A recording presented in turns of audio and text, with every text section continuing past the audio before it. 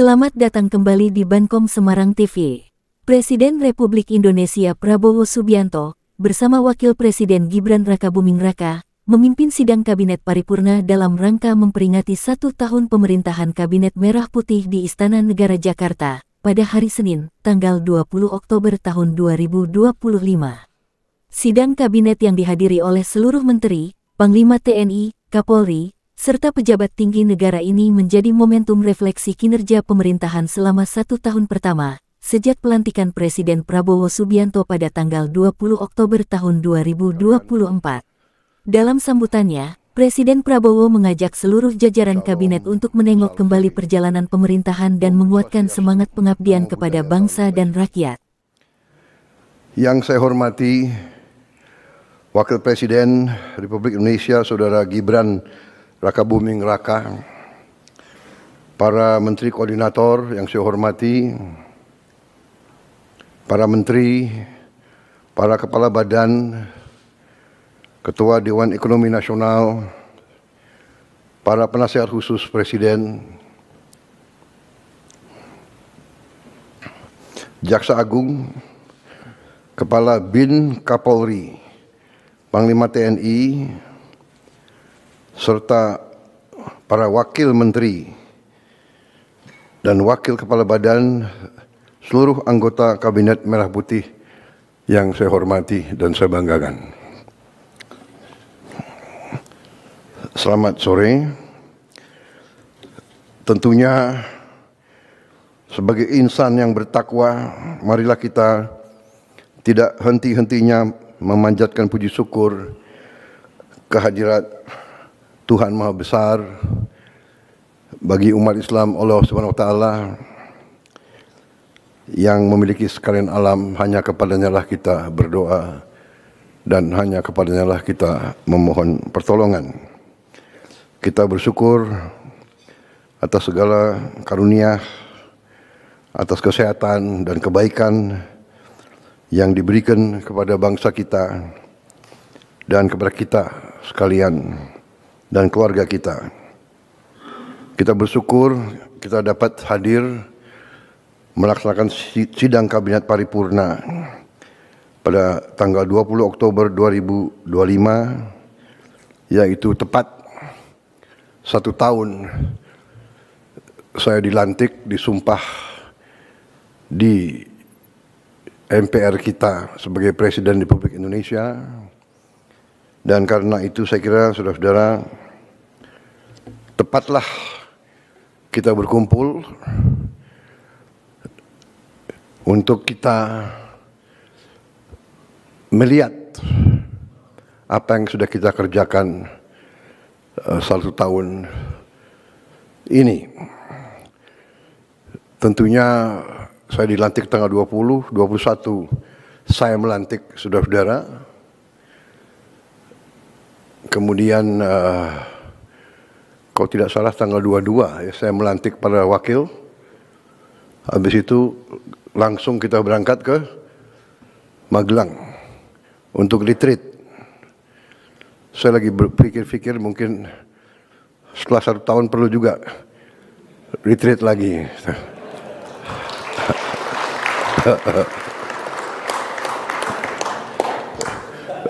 Rupanya saudara-saudara sudah nostalgia ingin tinggal di tenda. Saudara-saudara,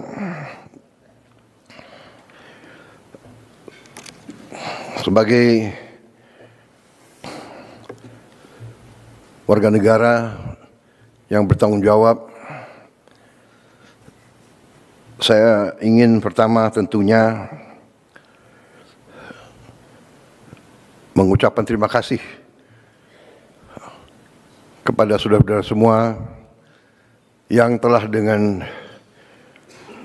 tekun, dengan kerja keras, dengan disiplin, telah memberi dharma baktimu yang sebaik-baiknya kepada bangsa dan rakyat kita di pemerintahan yang saya pimpin. Saya berterima kasih saudara-saudara yang berasal dari berbagai sumber yang berbeda-beda, daerah yang berbeda-beda, suku dan agama berbeda-beda, dari partai politik yang berbeda-beda. Ada yang partai politik yang berjuang dalam koalisi kita di pemilu, pilpres. Ada juga yang tidak, tapi kemudian sadar dan bergabung.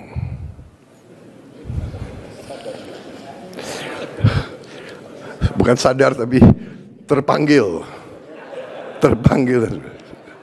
Enggak, ini saya nih, iya kan, jadi nggak apa-apa kan saya sedikit tidak terlalu serius ya. Serius tapi santai. Sersan.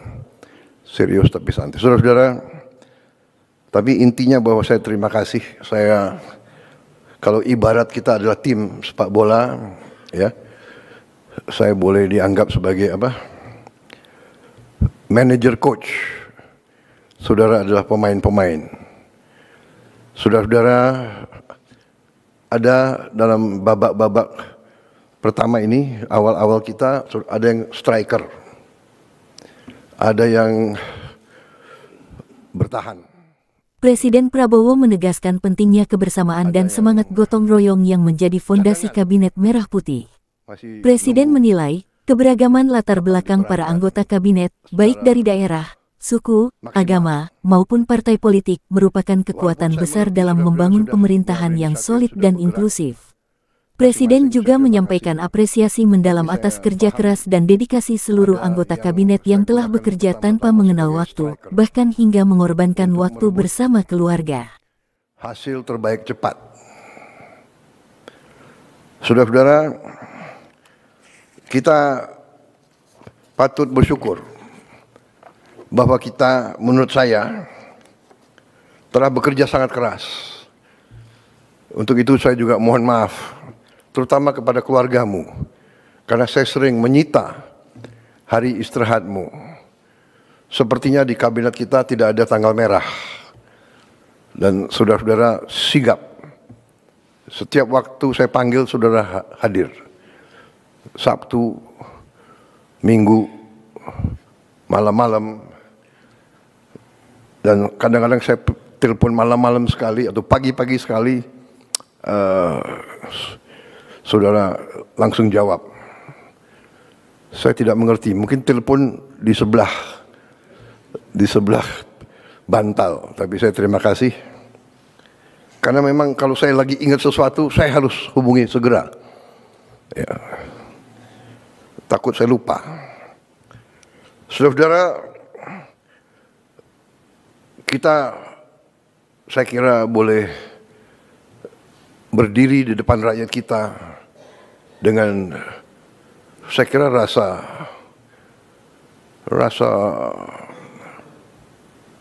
penuh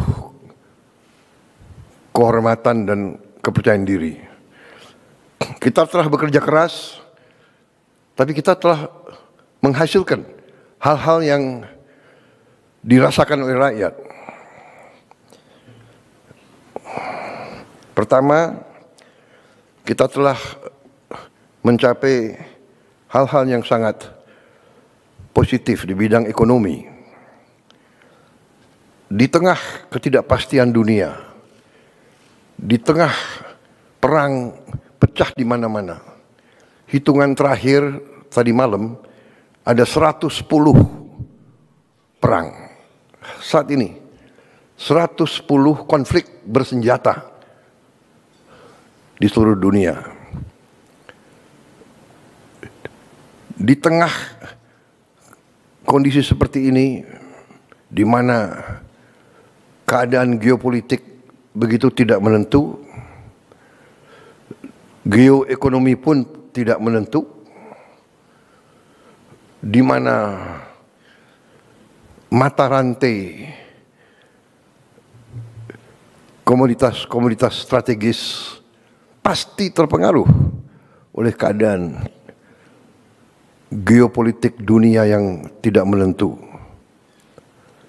Energi, pangan sangat rawan terhadap ketidakpastian geopolitik dan geoekonomi ini.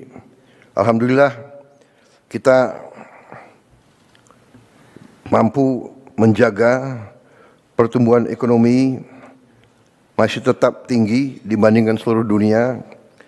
Kita berada di 5%. Di antara negara G20, kita salah satu yang tertinggi dalam kondisi sekarang.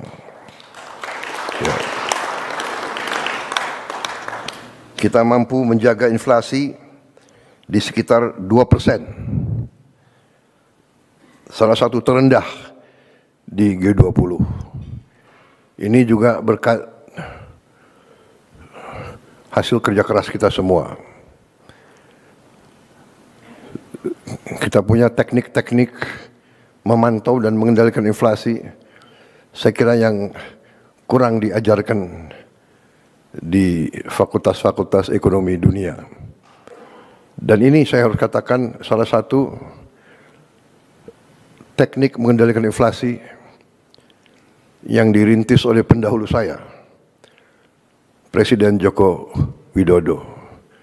Harus kita akui, mungkin pengalaman beliau sebagai wali kota, sehingga beliau dengan teliti bisa menemukan bagaimana memantau dan mengendalikan inflasi. Ini jangan dianggap remeh. Banyak negara yang hebat pertumbuhannya, inflasinya sangat luar biasa. Industrinya bagus, inflasinya sangat tinggi. Argentina saya kira yang begitu optimis 1-2 tahun yang lalu, kondisinya saat sekarang juga tidak bagus. Dan banyak negara yang inflasi masih sulit untuk dikendalikan. Defisit APBN kita jaga di bawah batas 3% dari PDB. Juga salah satu terendah di antara G20. Mungkin terendah di dunia. Indeks harga saham gabungan telah tembus 8.000. Tertinggi sepanjang sejarah Republik kita. Ini juga di luar dugaan. Ini juga saya kira akibat kerja keras para menteri-menteri di bidang ekonomi. Ya. Selalu kita ditakut-takuti bahwa indeks harga saham gabungan itu mencerminkan kepercayaan investor, kepercayaan pasar kepada kita. Ternyata kita telah mencapai tingkat yang tertinggi. Walaupun saya selalu ingatkan, kita jangan terlalu takut dengan harga-harga saham. Yang penting fundamental ekonomi kita harus kuat. Dan fundamental ekonomi setiap bangsa yang paling azasi adalah pangan dan energi dan air. Asal kita sadar ini, kita fokus ini, kita yakinkan kebijakan-kebijakan kita menjamin kita mampu memproduksi dan distribusi pangan dengan baik, dengan efisien. Energi juga demikian, mampu mengelola air, kita kuat.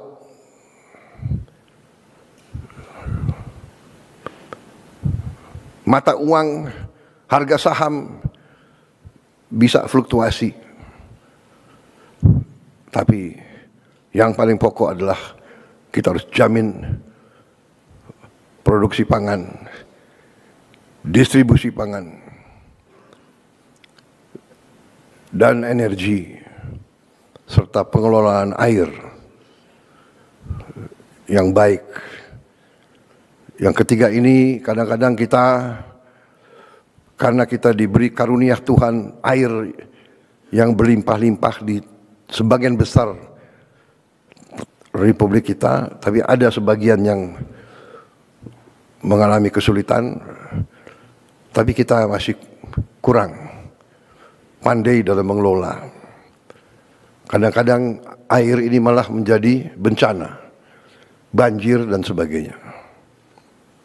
Tapi kita bersyukur di banyak bagian dari dunia ketersediaan air sangat sulit. Tidak mungkin pangan kita aman kalau tidak ada air yang cukup. Jadi ini saya kira catatan pekerjaan rumah kita ke depan. Kita harus dalami masalah air ini. Ya, saya juga minta Menteri Dikti dan Sains coba dipelajari prodi-prodi di universitas-universitas kita, apakah cukup ya mempelajari masalah air ini, bagaimana mencari air, bagaimana mengelola distribusi air, bagaimana mencegah banjir. Air harus jadi sumber produktivitas, jangan menjadi sumber bencana. Saya kira sudah ratusan tahun, ribuan tahun kita pasti tahu daerah-daerah kerendahan pasti banjir kalau musim hujan, apalagi hujan yang tiba-tiba begitu padat karena program atau karena kondisi perubahan iklim. Karena itu kita harus antisipasi. Kalau tidak salah bidang air ini masih sedikit yang dipelajari di fakultas-fakultas kita. Ini tergolong mungkin hidrologi kalau tidak salah. Ya, hidrologi. Kita bersyukur juga angka kemiskinan turun ke 8,47%. Ini saya diberitahu di catatan oleh para pakar, ini angka terendah sepanjang sejarah Republik Indonesia. Kita bersyukur dan berterima kasih walaupun kita tidak boleh puas. Tidak boleh puas.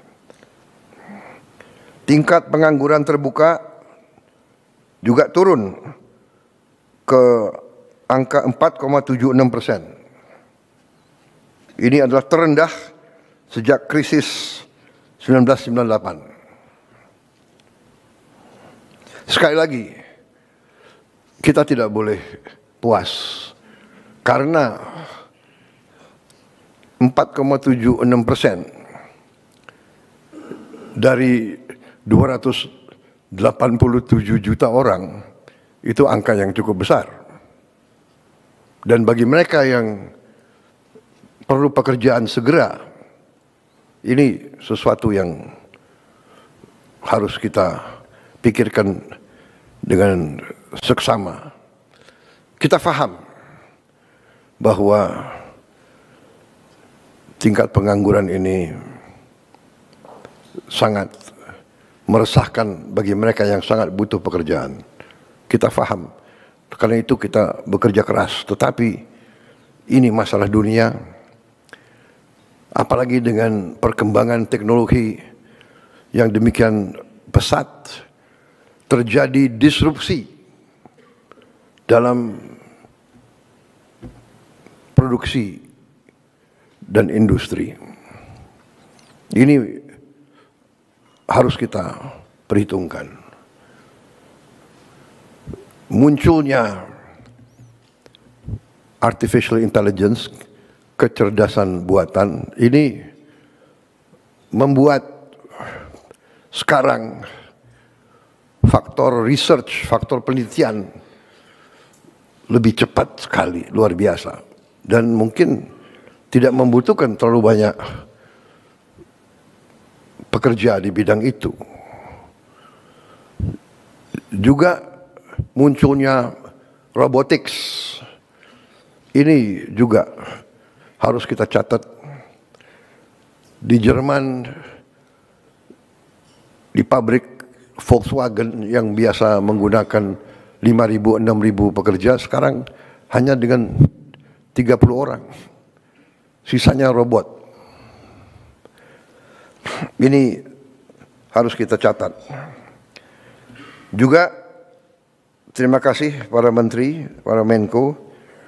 Untuk pertama kali dalam sejarah kita sekarang, Republik kita sekarang, pemerintah kita sekarang punya satu sistem data tunggal sosial ekonomi nasional, DTSEN, untuk pertama kali. Sekarang tidak ada kementerian, tidak ada lembaga yang boleh pakai datanya sendiri-sendiri. Satu data. Ini kita ingin meningkatkan ketepatan dalam aliran bantuan-bantuan sosial. Data yang keliru bisa mengakibatkan penghamburan uang. Data yang keliru bisa mengakibatkan mereka yang berhak menerima bantuan tidak menerima. Mereka yang tidak berhak menerima. Jadi ini saya kira arti strategis daripada data tunggal sosial ekonomi nasional. Kita juga terus bekerja keras untuk melakukan digitalisasi dan penggunaan teknologi untuk menjalankan pemerintahan yang lebih efisien. Di bidang kesehatan, pendidikan, dan kemanusiaan, hari ini program makan bergizi gratis sudah sampai pada tahap 12.508 satuan pelayanan pemenuhan gizi, SPPG, ataupun unit dapur terpusat sudah mencapai 12.508 dari target kita 32.000, dan artinya hari ini sudah 1.410.000.000 porsi MBG sudah dimasak dan dibagikan sejak tanggal 6 Januari 2025. Hari ini ada 36.700.000 anak sekolah, ibu hamil, ibu menyusui, dan balita yang sudah menerima makan bergizi gratis ini. 36.700.000. Ini mungkin tiap hari berarti kita beri makan 6 Singapura mungkin.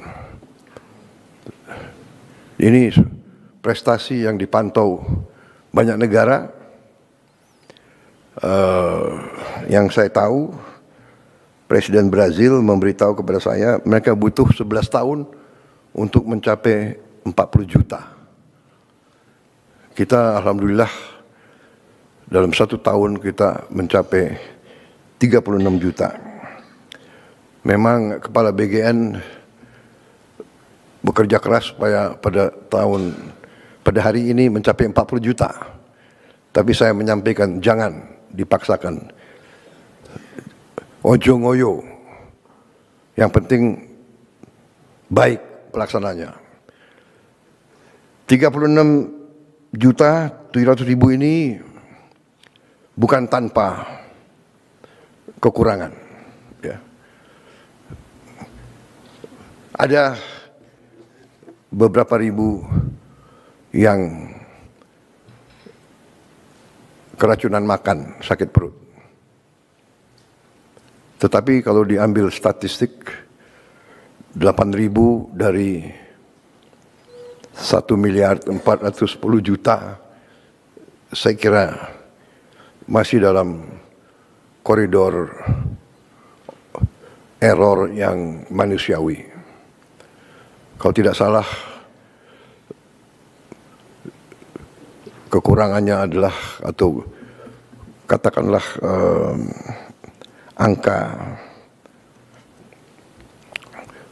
angka yang sakit itu adalah mungkin sekitar 0,0007, yang berarti 99,99% berhasil.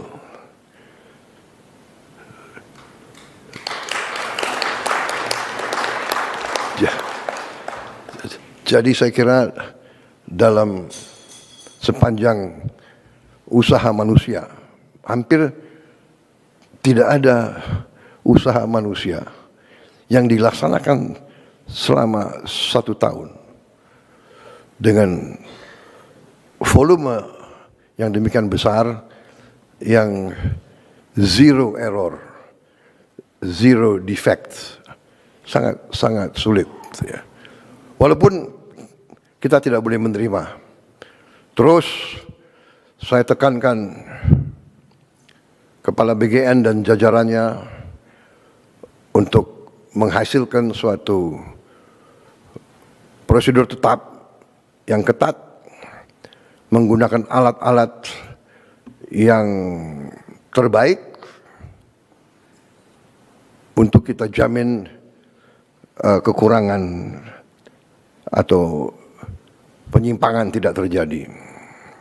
Tetapi kita juga harus yakinkan para guru-guru dan semua yang terlibat untuk mendidik anak-anak kita untuk kalau mau makan pakai tangan harus cuci tangan dengan sebaik-baiknya. Berarti di tiap sekolah harus tersedia air yang bersih juga dengan sabun. Tapi sebaiknya kita mulai didik anak-anak kita, karena namanya anak-anak. Mungkin dia merasa sudah dicuci atau dia apa dan sebagainya. Ya, mungkin kita harus sekarang Kepala BGN mungkin sudahlah dibagi aja sendok yang sederhana. Ya, tidak apa-apa. Ya kan? Saya kira sendok itu tidak terlalu mahal. Ya. Walaupun saya tahu kebiasaan rakyat kita memang lebih enak makan pakai tangan. Tapi ini kadang-kadang ya ini, kita sebagai pemimpin, sebagai guru, sebagai orang tua, tidak boleh malas untuk mengingatkan. Saudara-saudara, selain itu, ya, 43 juta orang sudah menggunakan program cek kesehatan gratis. Ini saya kira program pertama kali juga di sejarah Republik kita. Setiap warga negara berhak cek kesehatan gratis sekali dalam setahun. Pada hari ulang tahun dia. Dan ini mampu kita untuk bisa mencegah di saat dini. Supaya nanti biaya pengobatan lebih kurang kalau kita tahu dari dini kekurangan penyakit rakyat kita. Walaupun ini juga membuat suatu PR yang sangat besar bagi kita. Karena ternyata hasil cek kesehatan gratis ini sebagian besar rakyat kita punya masalah di gigi, di penyakit gigi. Sebagian besar. Artinya bahwa sekarang ya kita harus menghasilkan dokter gigi yang cukup banyak. Padahal kita tahu dokter umum saja kita kekurangan. Kekurangan kita sangat besar. Kalau tidak salah kekurangan kita di atas 140.000 dokter. Kita kekurangan di atas 140.000 dokter. Kita juga kekurangan spesialis. Juga ribuan spesialis yang kita kurang. Ini PR dan ini tidak hanya kita. Hampir semua negara yang saya kunjungi, saya minta pendapat pemerintah-pemerintah, hampir semuanya menganggap bahwa mereka kurang dokter. Dan tentunya negara yang kaya, dia bisa ambil dokter dari negara-negara yang kurang kaya. Lulusan dari mana-mana ya tergiur karena Inggris kekurangan dokter sangat banyak. Dia ambil dokter dari mana-mana. Jerman, Eropa Barat, Amerika. Dokter, perawat dia ambil dari mana-mana. Dia mampu bayar sangat tinggi. Ini jadi masalah bagi kita. Artinya kebijakan pendidikan kita harus kita sesuaikan. Berarti kita harus menambah fakultas-fakultas kedokteran, dan fakultas kedokteran yang ada pun harus ditambah jumlah mahasiswanya. Dan ini kalau perlu kita tambah beasiswa. Mungkin LPDP prioritasnya antara lain yang paling atas adalah untuk kedokteran.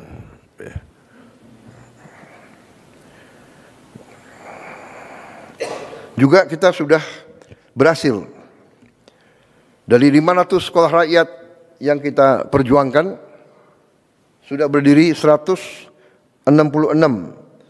sekolah rakyat sudah beroperasi. Ini luar biasa. Saya terima kasih kepada menteri-menteri yang terkait. Saya berharap 100 itu di pertengahan tahun 2026 ternyata saudara-saudara berhasil beroperasi justru di tahun 2025. Sekarang 15.945 siswa dan siswi dari keluarga yang paling bawah di bidang ekonomi, desil 1 dan 2, yang tadinya banyak yang tidak sekolah sama sekali, ya, ada yang bantu orang tuanya jadi pemulung, ada yang hidup di jalanan, sekarang sudah bisa bersekolah di sekolah rakyat. Memang sekolah rakyat itu kita rancang sebagai upaya untuk memotong rantai kemiskinan. Biasanya anak orang miskin, anaknya miskin. Kita mau potong itu. Anaknya orang miskin atau cucunya orang miskin tidak perlu untuk terus miskin. Kita harus berani merubah, kita harus berani memotong rantai kemiskinan. Kita tidak boleh menyerah kepada keadaan. Dan orang yang paling bawah ini paling tidak dilihat. Kelompok elit tidak pernah melihat, apalagi merasakan kesulitan mereka. Mereka bisa digolongkan the invisible people. Kita berharap kalau kita tidak lihat penderitaan mereka, mereka tidak menderita. Padahal keliru. Justru kita tidak lihat, kita tidak bisa merasakan. Apakah ini cukup usaha? Pasti tidak cukup. Tapi minimal kita berusaha. Minimal kita berupaya. Iya kan? Kalau tidak bisa membantu banyak orang, kita bantu beberapa orang. Kalau tidak bisa membantu beberapa orang, kita bantu satu orang. Kalau satu orang pun kita tidak bisa bantu, jangan kita bikin sulit orang itu. Ini pendekatan yang sangat sederhana. We must do what we can do. And we can do if we want to. Saudara-saudara, kalau insya Allah saya percaya akan berdiri 500 sekolah ini, saya percaya itu berarti kita akan membantu 500.000 keluarga miskin, keluarga sangat miskin. Karena konsep sekolah rakyat ini adalah satu sekolah 1.000 siswa. SD, SMP, SMA, dan seterusnya, SMK. Saudara-saudara, ini sekolah rakyat. Kita juga membangun sekolah unggulan. Rencana kita 10 sekolah unggulan, ini anak-anak terpinter. Kalau tadi anak-anak dari golongan paling bawah yang tidak punya harapan sekolah, kita beri harapan. Tapi ada juga anak-anak yang harus kita cari, unggulan, anak-anak terpinter Republik Indonesia harus kita cari, harus kita kumpulkan. Dan kita harus perkaya, kita harus kasih pendidikan supaya dia bisa nanti menjadi pemenang-pemenang hadiah Nobel. Kita ingin Indonesia unggul di bidang sains dan teknologi. Masa depan hidup Indonesia, masa depan hidup setiap bangsa di abad ke-21 ditentukan oleh sains dan teknologi. Kita butuh anak-anak pintar. Kita butuh insinyur-insinyur, profesor-profesor, ahli matematika, ahli di semua bidang teknologi. Kita negara yang sangat kaya, kita punya mineral-mineral kritis. Kita punya mineral-mineral yang disebut rare earth. Tapi kita harus punya para ilmuwan, para scientist, para experts, pakar yang mampu mengelola kekayaan-kekayaan kita. Kita tidak boleh dibohongi lagi oleh bangsa-bangsa lain. Jadi saudara-saudara, kita bikin sekolah unggulan yang kita beri nama SMA Garuda. Dan ini rencananya 10 dan ada juga kurang lebih 14 yang sudah ada sekolah unggulan yang kita integrasikan kepada program ini. Jadi program ini asal sekolah itu yang sudah ada mau ikut, berarti ikut kurikulum. Yang kurikulum itu kita pakai standar internasional, ya, IB internasional, International Baccalaureate, sistem IB. Berarti lulusan itu bisa diterima di universitas manapun di dunia yang terbaik. Kita berharap dengan program ini nanti banyak anak-anak kita bisa masuk ke sekolah terbaik di dunia. Harvard, MIT, Oxford, dan sebagainya. Sekarang itu ditangani oleh Menteri Dikti dan Wamen, Wakil Menteri Dikti, ya, Profesor Stella. Saya sendiri saya dulu di Harvard saya. Tapi hanya ke toko buku. Tapi kalian sempat ya, berapa detik terkesan, ya. Saudara-saudara, kita sedang merenovasi 16.140 gedung SD, SMP, SMA. Ini sudah berjalan, sedang berjalan. Ini masih tidak puas sama sekali kita, karena kita punya 300.000 lebih SD, SMP, SMA, SMK, dan sekolah-sekolah lain sederajat yang ada di pesantren-pesantren. Kalau tidak salah 330.000, ya, Mendikdasmen, ya, 330. Saudara-saudara, kita mengerti bahwa kita harus mengejar negara-negara lain. Karena itu segala upaya kita akan lakukan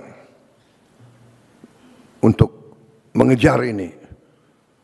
Tadi SMA Garuda 10, kita berharap 10 tiap tahun. Dan ini kriterianya sangat tinggi, tapi tidak ada masalah, saudara-saudara, kita negara besar.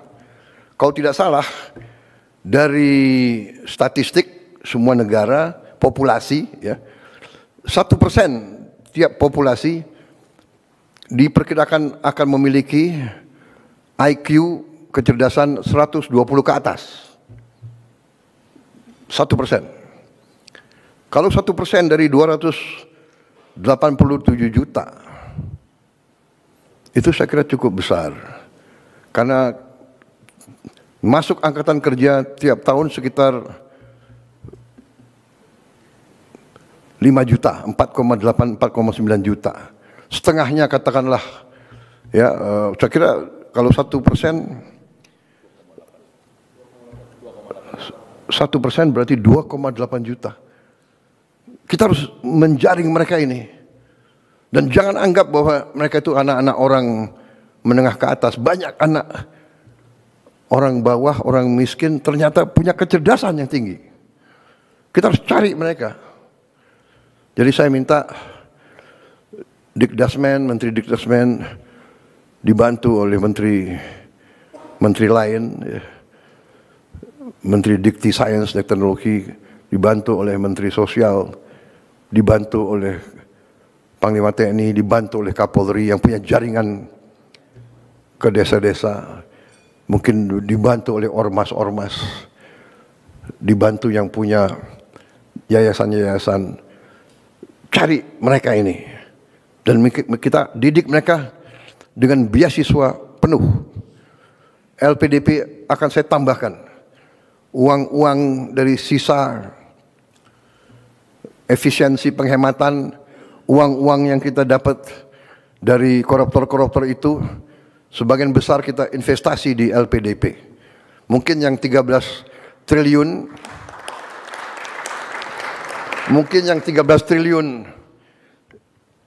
disumbangkan atau diambil oleh Jaksa Agung, hari ini diserahkan Menteri Keuangan. Mungkin Menteri Keuangan mungkin sebagian bisa kita taruh di LPDP untuk masa depan. Ya. Saudara-saudara, salah satu program yang upaya kita untuk memperkuat pendidikan kita tahun ini akan memberi satu interaktif panel, interaktif flat panel, kayak layar, ya, interaktif, digital, 75 inch di tiap sekolah, SD, SMP, SMA, yang kita sudah adakan sekarang adalah, kalau tidak salah sudah dibagi ke mendekati 50.000 sekolah, ya Menteri, ya Dikdasmen, sudah 50.000 sekolah sudah dapat. Kemudian nanti totalnya tahun ini 288.000. Flat panel, IFP, interactive flat panel. Di situ sudah ada komputernya, yang di situ bisa muat ratusan ribu konten, mungkin jutaan.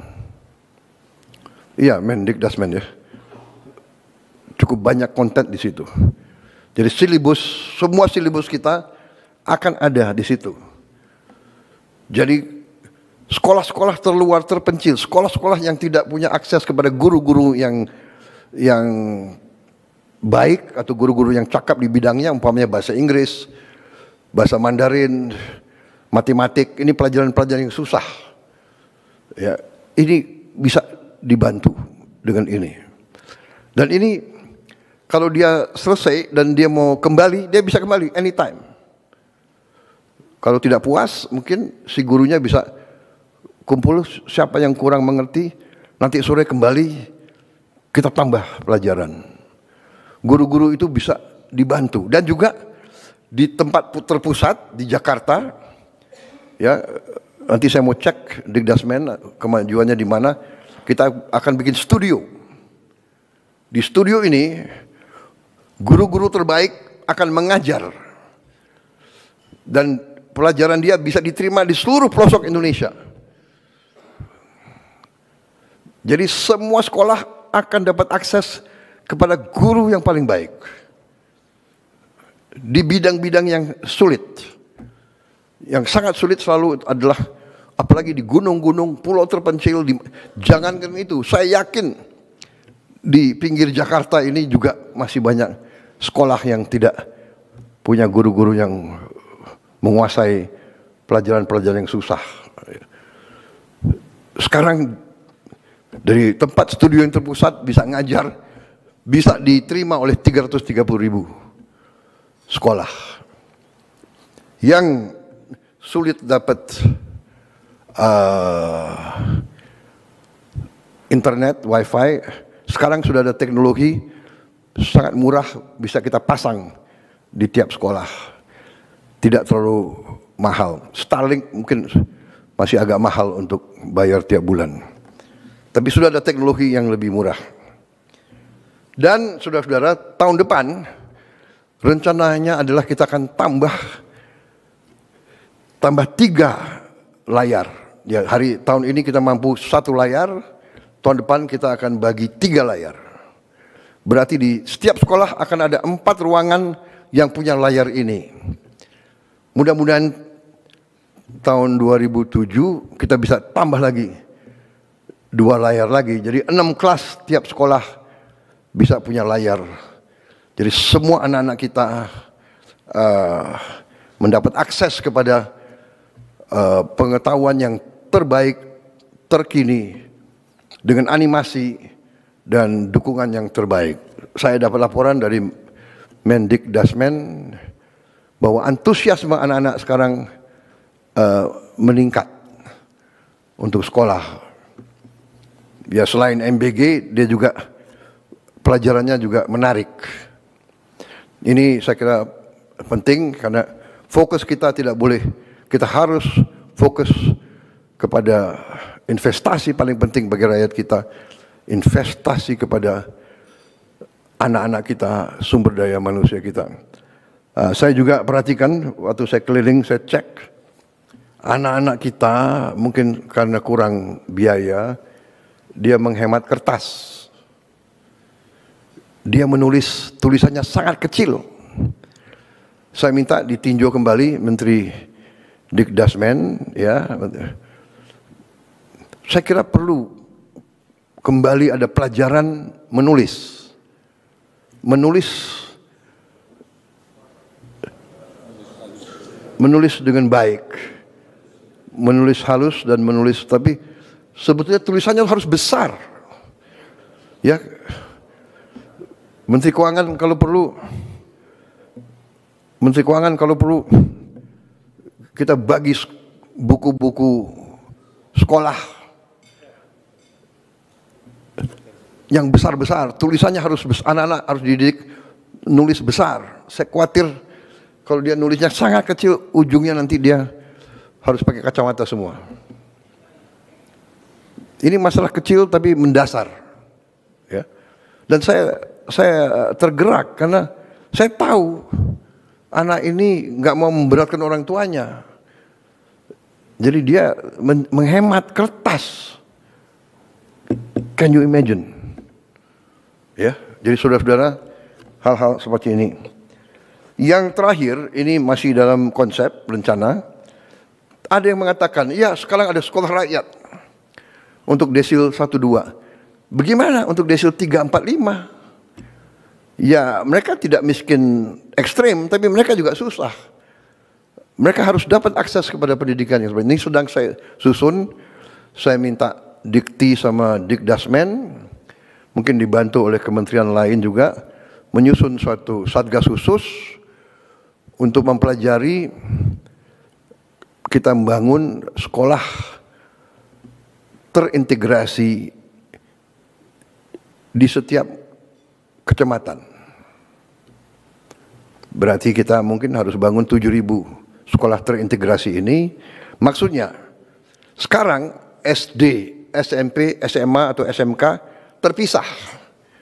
Padahal ada fenomena karena mungkin angka kelahiran kita menurun, banyak SD kita kosong.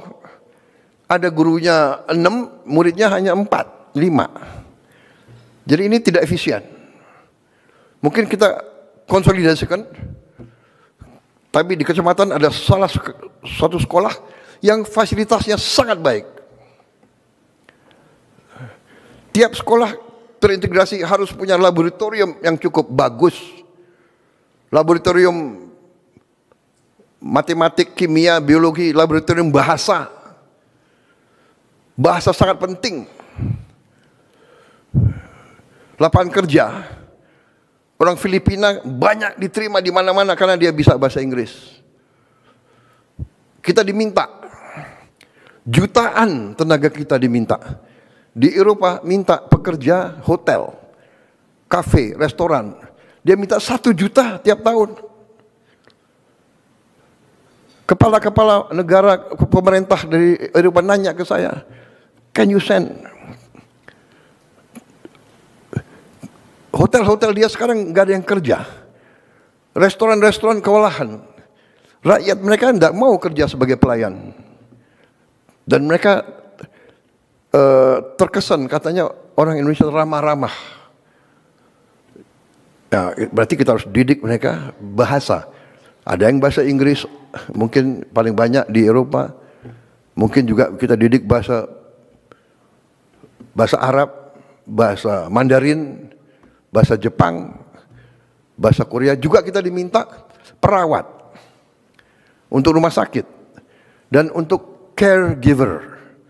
Untuk orang tua di sana nggak ada yang mau jadi perawat dan caregiver, karena caregiver dan perawat itu pekerjaan yang berat, fisik juga berat, berdiri dari tempat tidur ke tempat tidur, urusan dengan orang sakit berbahaya itu. Di rumah sakit pusat daripada bakteri dan virus, dia harus berani, dia harus mandiin. Bayangkan ini pekerjaan. Rakyat kita terkenal tabah dan sopan dan ramah. Mereka minta. Jadi ini harus kita siapkan ke situ. Karena tadi kita sadar lapangan kerja yang kita butuh. Jadi sekolah terintegrasi ini belum boleh saya gunakan sebagai prestasi. Ini baru embrio konsep. Ya. Tapi sekolah-sekolah ini saya kira sudah saatnya kita pikirkan. Jadi fasilitas sekolah rakyat dikurangi berasrama. Kenapa anak yang paling bawah ini kita taruh di asrama? Supaya keluar dari lingkungan kemiskinan. Jadi dia punya kepercayaan diri. Ya kan? Ya paling banyak yang ingin ketemu orang tuanya, nggak apa-apa. Orang tua datang, dia juga pulang tiap akhir pekan, tapi dia keluar sementara 5-6 hari dari lingkungan kemiskinan.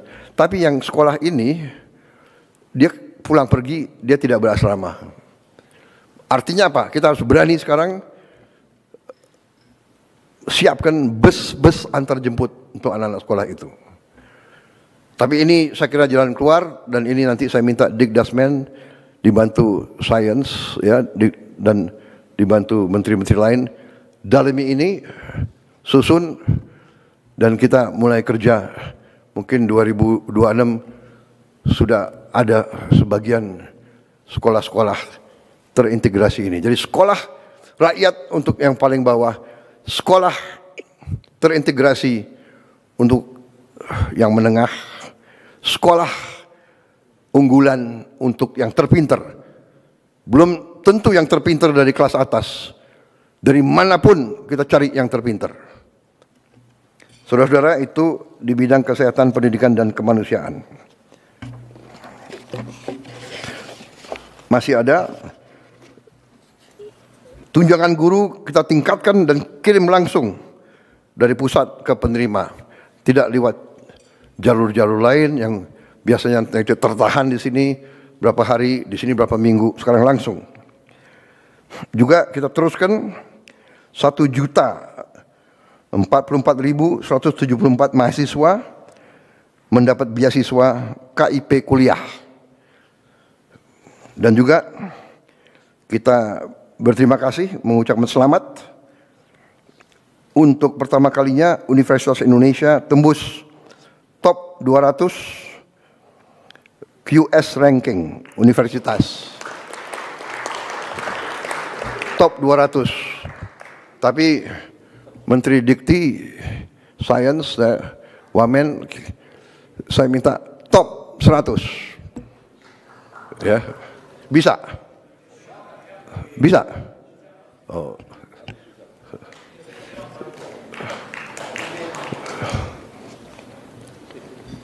Pasti nanti akan disusul oleh ITB, UGM, ITS, dan sebagainya. Juga kita mendirikan Kementerian Haji atas permintaan pemerintah Arab Saudi, karena dia bilang kami urusan haji adalah Menteri Haji, jadi kami harus minta urusannya sama pejabat. Oh, ini kepala badan, enggak, dia maunya menteri. Sudah, apa boleh buat, kita menyesuaikan. Dan alhamdulillah kita sudah bisa turunkan biaya haji. Dan saya minta terus Menteri Haji, dia tidak hadir karena dia berada sekarang di Arab Saudi berurusan sama mereka. Saya minta biaya haji harus terus turun, ya, bisa dengan efisiensi, bisa dengan efisiensi dan pelaksanaan yang bersih.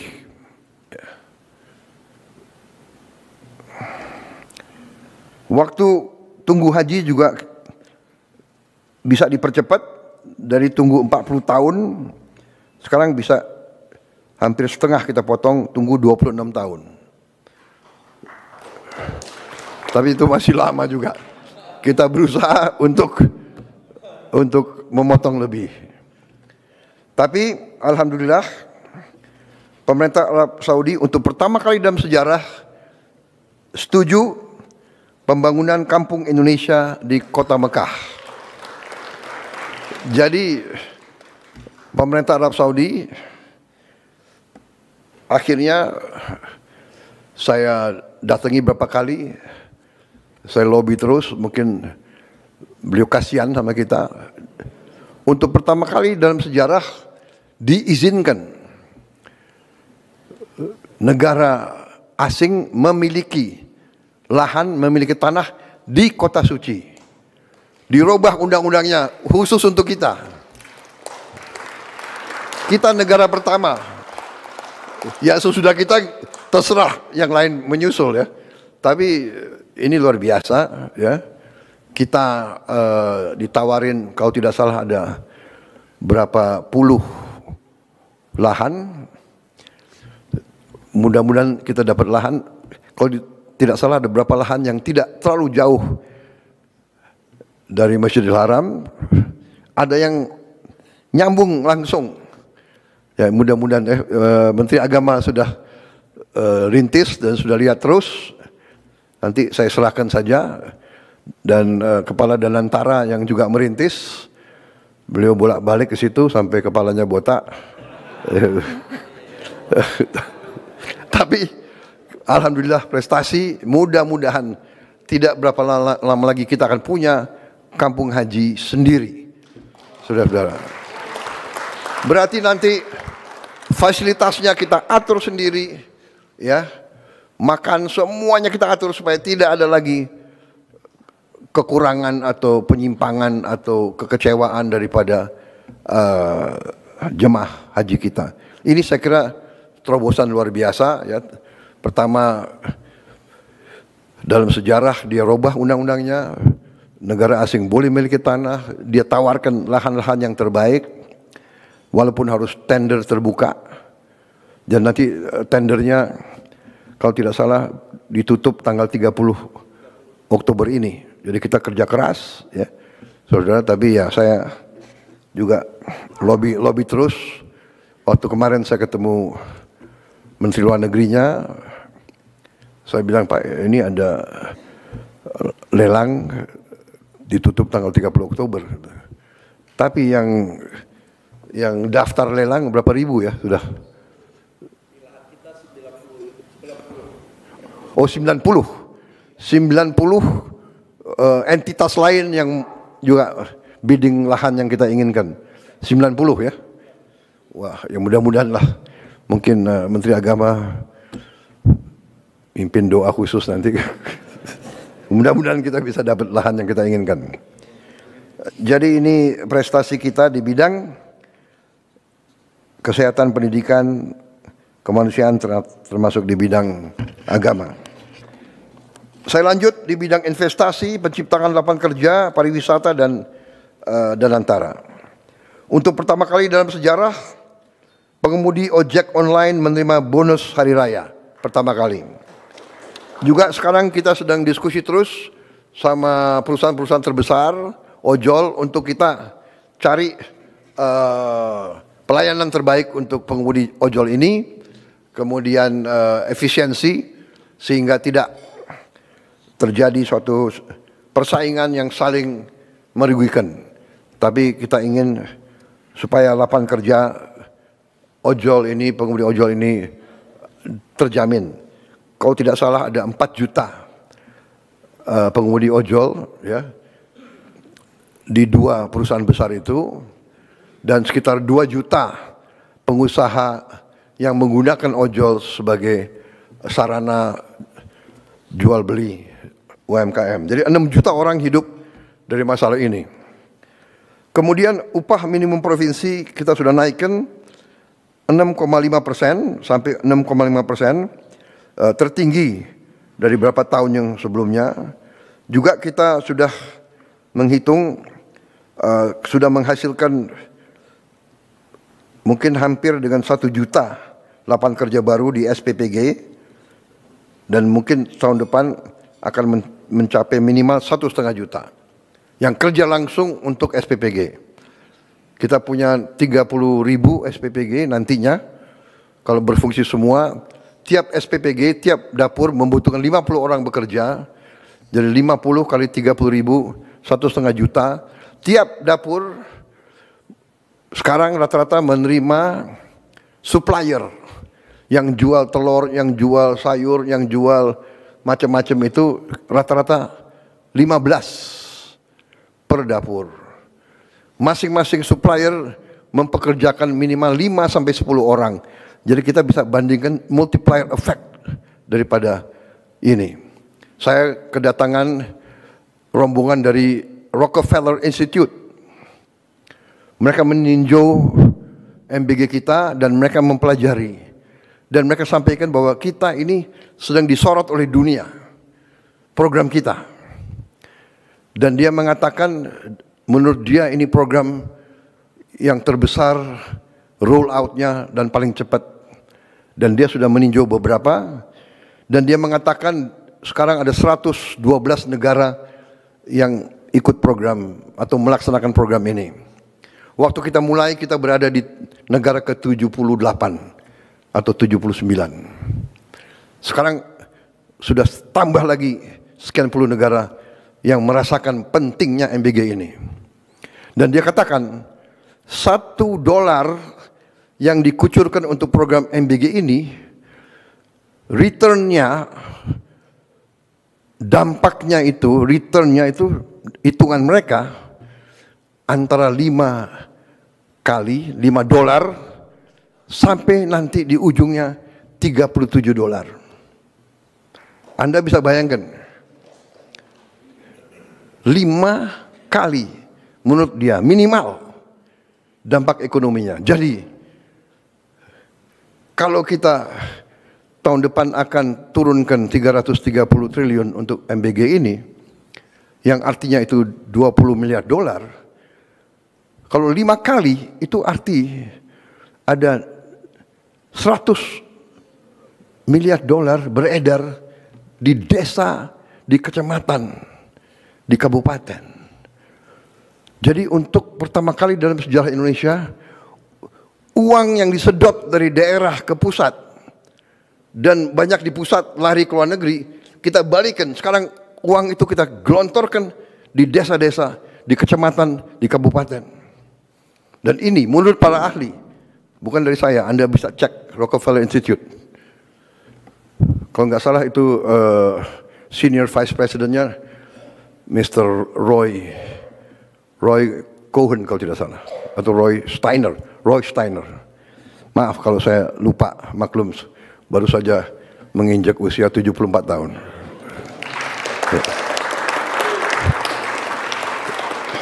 Terima kasih ucapan selamat saudara-saudara.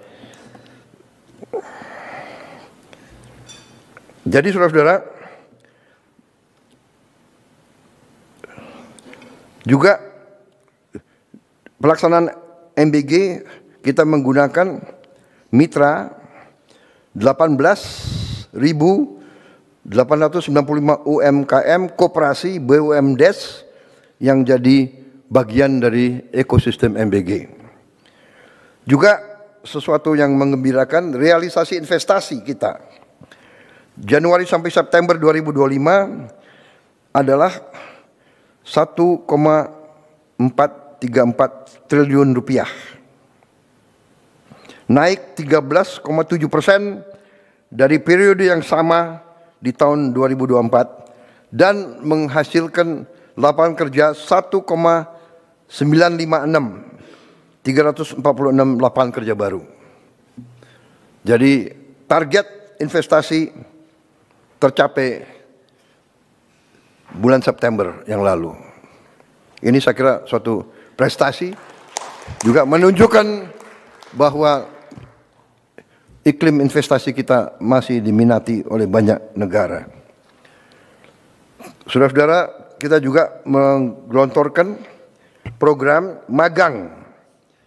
100.000 lulusan S1 akan magang dengan upah yang ditanggung oleh pemerintah, dengan penghasilan, dengan kriteria upah UMR yang ditanggung pemerintah. Juga di bidang pariwisata, untuk pertama kali dalam sejarah kita berhasil mendatangkan suatu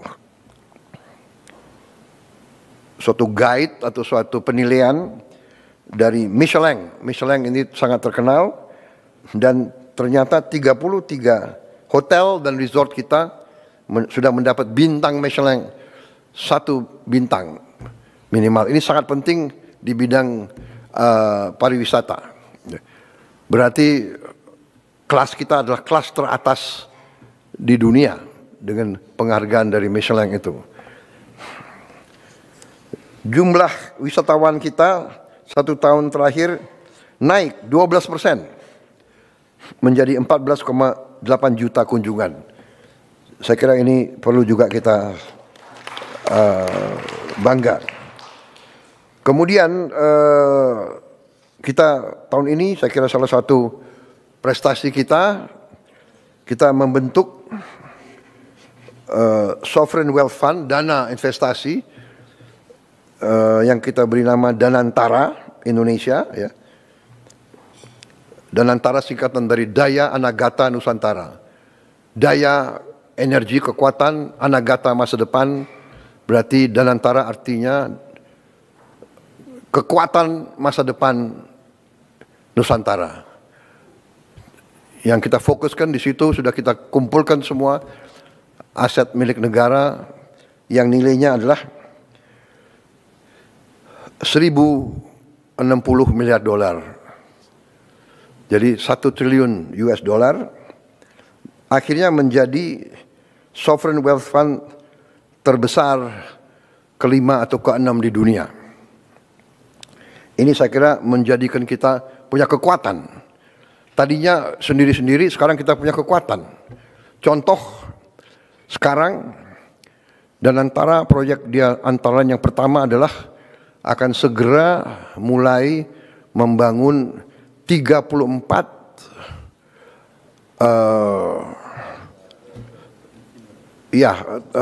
pembersihan limbah sampah dari kota-kota besar, alatnya atau pabrik pembersihannya dan bisa pengolah ini diolah justru menjadi energi, menjadi listrik.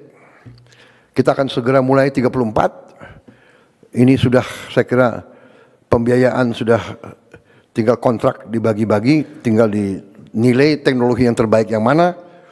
Karena ini sangat penting. Ada tempat-tempat sampah yang sampahnya sudah menggunung. Terutama untuk DKI, Bantar Gebang, untuk Bandung, untuk Surabaya, dan untuk Bali. Ini sudah menjadi sesuatu yang sangat mendesak. Kalau tidak salah, di Bantar Gebang itu saya dapat laporan sudah mencapai puluhan juta ton itu. 55 juta ton. Limbahnya 55 juta ton. Sudah menggunung. Kalau terjadi hujan deras, dia bisa membahayakan banyak kampung di sekitar itu. Ini segera akan kita lakukan, insya Allah dalam 2 tahun kita selesaikan 34 kota. Ini sangat strategis karena ini menyangkut kebersihan, kesehatan. Ya bagaimana? Kita berharap pariwisata naik. Kalau Bali tidak bisa bersihkan sampahnya, bisa kita bayangkan mau nggak turis datang ke tempat yang kotor, yang jorok. Jadi ini strategis. Terima kasih Danantara, segera dilaksanakan. Kemudian hilirisasi. Kita sekarang akan segera mulai membangun pabrik baterai terbesar di Indonesia. Nilainya 100 triliun. Ini kerjasama antara salah satu perusahaan baterai terbesar di dunia, CATL dan Antam. Di bidang UMKM, kita sudah ampuni hutang-hutang lama untuk para petani dan nelayan, sehingga kurang lebih 67.000 pelaku UMKM, petani nelayan sekarang bisa lagi mendapat akses modal ke perbankan. Kita juga sudah bentuk 81.613 koperasi desa dan kelurahan di seluruh Indonesia sudah terbentuk, kurang lebih 100 sudah beroperasi, kemudian kurang lebih 1.000 sudah groundbreaking pembangunan gudang.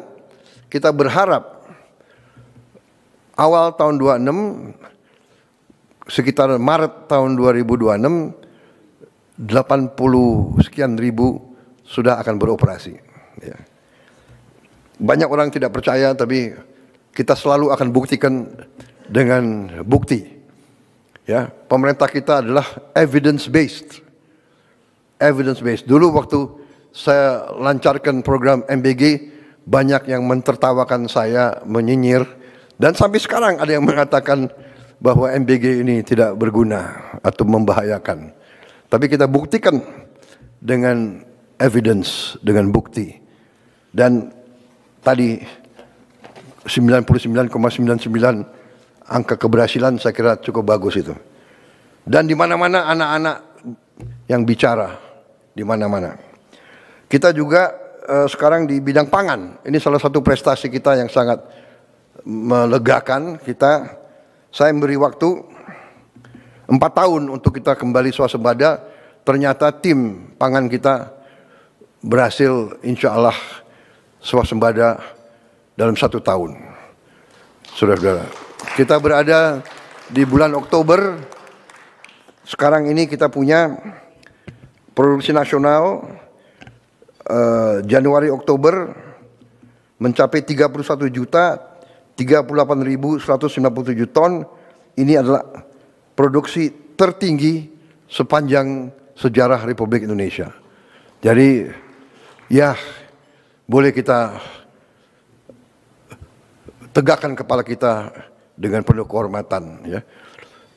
Saya kasih target 4 tahun, mereka hasilkan dalam 1 tahun. Kita juga sekarang cadangan beras pemerintah di gudang Bulog mencapai 4,2 juta ton di bulan Juni 2025, juga tertinggi sepanjang sejarah NKRI. Kemudian nilai tukar petani melonjak ke angka 123, tertinggi sepanjang sejarah NKRI. Kemudian harga beli gabah kita naikkan ke rupiah 6.500 per kilogram, dan kita telah tegas menindak perusahaan-perusahaan yang nakal, yang main-main dengan harga ini dan menipu rakyat. Beras subsidi ditempel, dijual dengan harga premium. Ini kita tindak keras. Kita juga sekarang ya berhasil pupuk langsung dari pabrik ke petani. Kita hapus 145 aturan, regulasi tentang distribusi pupuk kita hapus. Jadi tanda tangan kita kurangi. Ya, ini tanda tangan ini adalah sumber masalah. Jadi ini kita ringkaskan semua. Kemudian sekarang sudah kita mulai 225.000 hektar cetak sawah baru. Ini untuk mengatasi bahwa hampir 100.000 hektar sawah kita tiap tahun hilang. Kan dirubah peruntukan.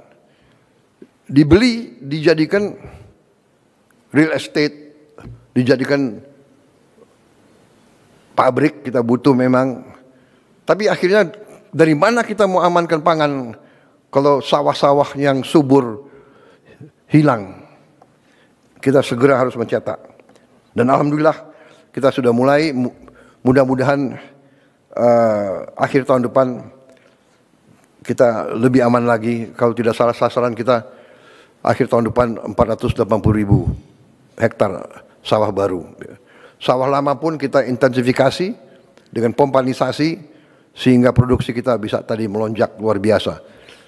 Pupuk lancar, benih lancar, air lancar dengan intervensi kita. Kemudian kita amankan semua ekosistem produksi beras. Saudara-saudara, kita juga akan sekarang masalahnya adalah kita kekurangan gudang. Kita sudah siapkan dananya, Bulog akan mendapat bangun gudang 100 gudang dalam waktu yang sesingkat-singkatnya. Kemudian kita sudah mulai bangun 100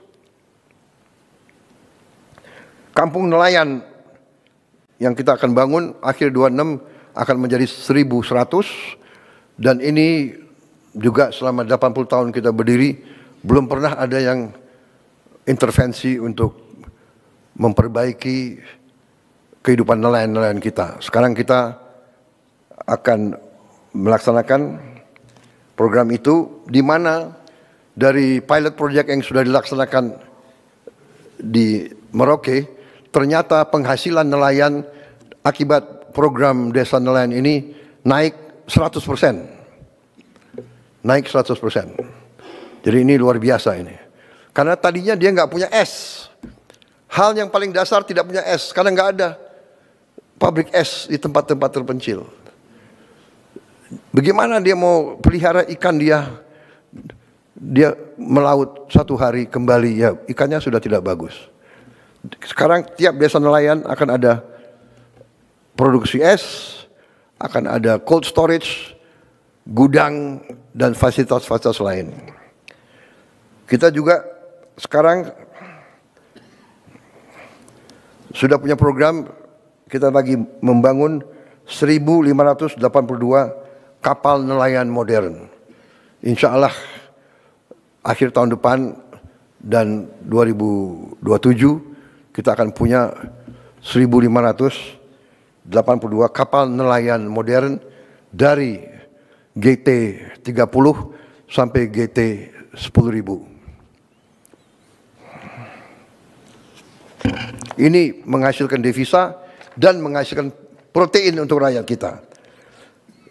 Capaian di bidang hukum dan pemberantasan korupsi. Gaji hakim tingkat yang paling rendah kita naikin 280%. Dan ini akan kita terus pemantau. Kita minta hakim-hakim kita hidupnya baik, kualitas hidupnya baik, hidup terhormat, supaya dia tidak bisa disogok. Hakim-hakim kita tidak boleh dibeli oleh siapapun. Itu tujuan kita. Jadi saudara-saudara, bukan kita mau menganakmaskan siapapun, tapi ini sangat penting. Ya, dia tidak boleh bisa dibeli karena dia menangani kadang-kadang kasus triliunan. Tadi bukti, hari ini kita berhasil mendapat 13 triliun dari 17 triliun yang diputuskan oleh pengadilan. Jadi hakim-hakimnya itu menurut saya punya hati nurani, keberanian, dia putuskan, akhirnya kita selamatkan 17 triliun uang rakyat. Bayangkan dia nangani kasus 17 triliun, dia tidak punya rumah dinas. Saya dapat laporan bahwa sekian ribu hakim-hakim tidak punya rumah dinas. Dia harus kontrak. Banyak hakim-hakim kita harus kontrak. Ini kita perbaiki. Kemudian kita berhasil mengalihkan 306 triliun rupiah anggaran negara yang rawan korupsi, kita alihkan untuk program-program pro rakyat. 300 triliun, ini yang kita pakai untuk langsung ke rakyat. Kemudian kita bertekad tidak ada kasus-kasus korupsi yang tidak bisa diselidiki. Tidak ada, no more untouchable, nggak ada yang untouchable lagi.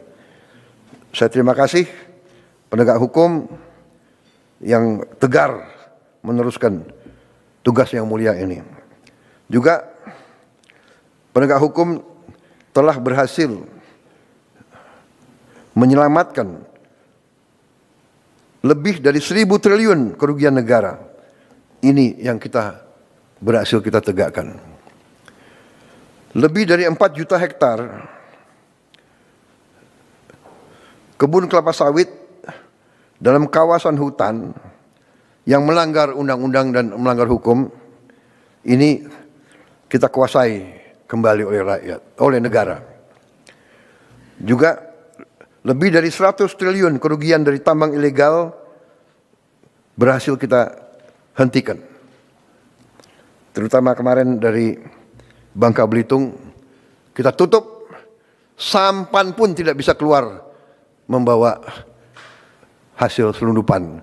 Saya dilaporkan yang terakhir itu 1 sampan, isinya timah, berhasil ditangkap oleh Angkatan Laut kita. Ini kita hentikan. Dan ini kita menyelamatkan kurang lebih 45 triliun 1 tahun.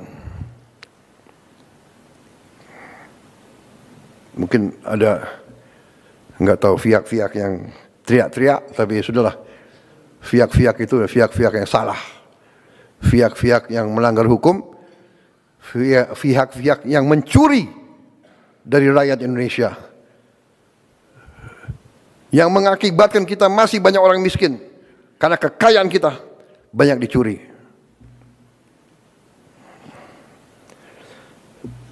Saudara-saudara, di bidang pertahanan, keamanan, ketahanan, dan diplomasi, terus kita perkuat TNI dengan tambah batalion-batalion.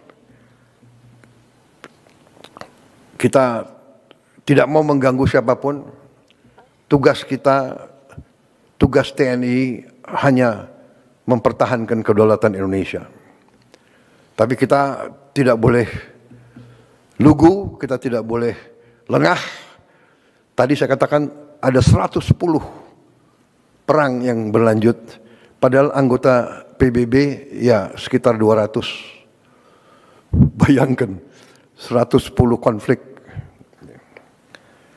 Ya, mudah-mudahan kita bisa ikut berperan di bidang penyelesaian Gaza. Saya sudah perintahkan TNI siap untuk ngirim 20.000. Saya kira juga sudah ada kontak sama beberapa negara menanyakan kesiapan kita. Ya. Kita siap untuk mendukung upaya perdamaian di Timur Tengah. Dan bila perlu di tempat lain. Kita juga sudah mulai persiapan untuk membangun 535 km panjang tanggul laut di pantai utara Jawa. Ini untuk menyelamatkan 50 juta penduduk. Air laut naik 5 cm setahun. Jadi harus segera kita selamatkan ini. Karena di pantai utara Jawa ini juga kalau tidak salah 60% industri kita ada di pantai utara Jawa itu. Dan puluhan ribu hektar sawah-sawah yang subur juga di situ. Harus kita selamatkan. Saudara-saudara, saya kira itu capaian-capaian yang saya sampaikan. Dan ini menunjukkan saudara-saudara bahwa kita berada di jalan yang benar.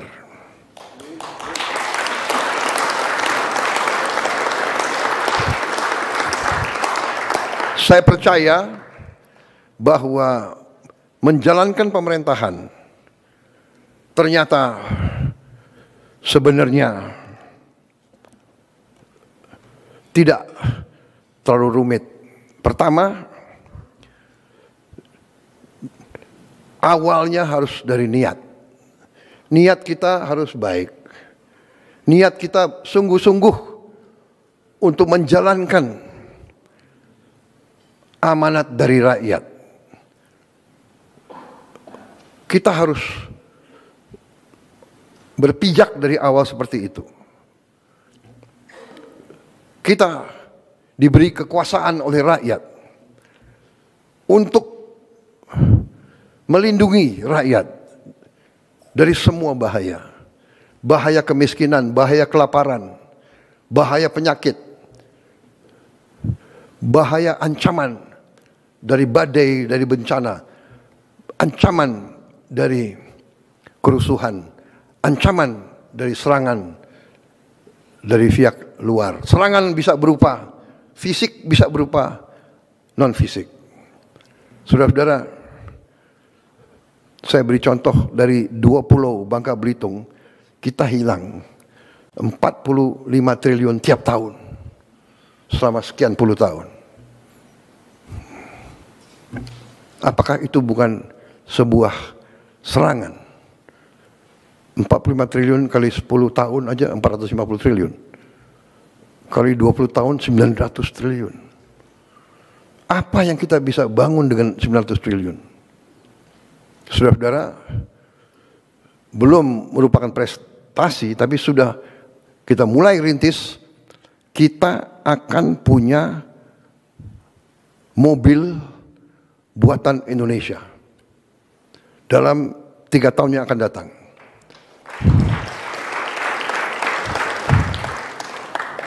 Saya sudah alokasi dana, sudah kita siapkan lahan untuk pabrik-pabriknya, sedang bekerja sekarang tim. Kita sudah menghasilkan Jeep buatan Indonesia. Jadi sekarang pejabat-pejabat kita, perwira-perwira kita bangga, kita tidak pakai Jeep buatan negara lain. Kita pakai Jeep buatan Indonesia sendiri.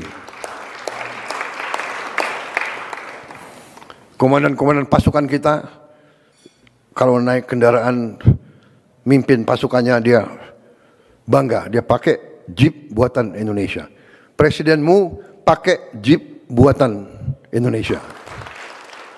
Presiden Prabowo menegaskan bahwa seluruh kerja keras kabinet selama 1 tahun terakhir telah membuahkan hasil nyata yang dirasakan langsung oleh masyarakat. Dari Istana Negara Jakarta, Bankom Semarang TV melaporkan.